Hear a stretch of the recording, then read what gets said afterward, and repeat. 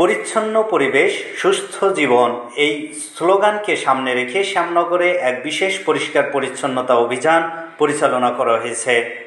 তথ্য ভিডিওচিত্রে সাতক্ষীরা শ্যামনগর থেকে আমাদের প্রতিনিধি এসকে সিরাজ।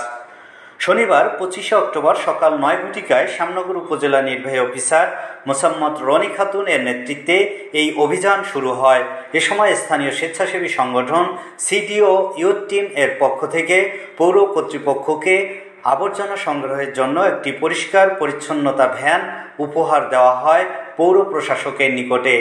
অভিযানে অংশগ্রহণ করেন সিডিও ইউথ টিমের স্বেচ্ছাসেবকরা, স্থানীয় সাংবাদিকবৃন্দ, পরিচ্ছন্নতা কর্মী এবং উপজেলা প্রশাসনের বিভিন্ন কর্মকর্তাগণ।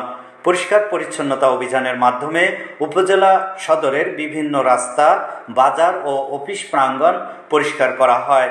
এ সময় উপস্থিত ছিলেন উপজেলা সহকারী কমিশনার ভূমি ও নির্বাহী ম্যাজিস্ট্রেট রাশেদ হুসাইন, শ্যামনগর উপজেলা প্রকৌশলী আব্দুস সামাদ, উপজেলা প্রেস ক্লাবের সভাপতি আলহাজ সামিউল আজম মনির, উপজেলা রিপোর্টার্স ক্লাবের সেক্রেটারি মোহাম্মদ ইয়াসিন আরাফাত, সদস্য মোহাম্মদ রাকিবুল্লাহ সোহাগ সহ স্বেচ্ছাসেবক, স্থানীয় সচেতন মহল ও সাংবাদিক বৃন্দরা। তারা স্বয়ংক্রিয়ভাবে অভিযানে অংশগ্রহণ করে সবাইকে পরিচ্ছন্নতার বার্তা ছড়িয়ে দিতে উৎসাহিত করেন।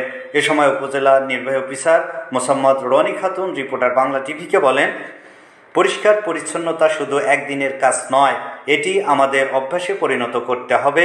সবাই মিলে কাজ করলে শ্যামনগরকে একটি পরিচ্ছন্ন ও সুন্দর উপজেলা হিসাবে গড়ে তোলা সম্ভব। তাতে রূপান্তরিত হবে একটি মডেল উপজেলায়।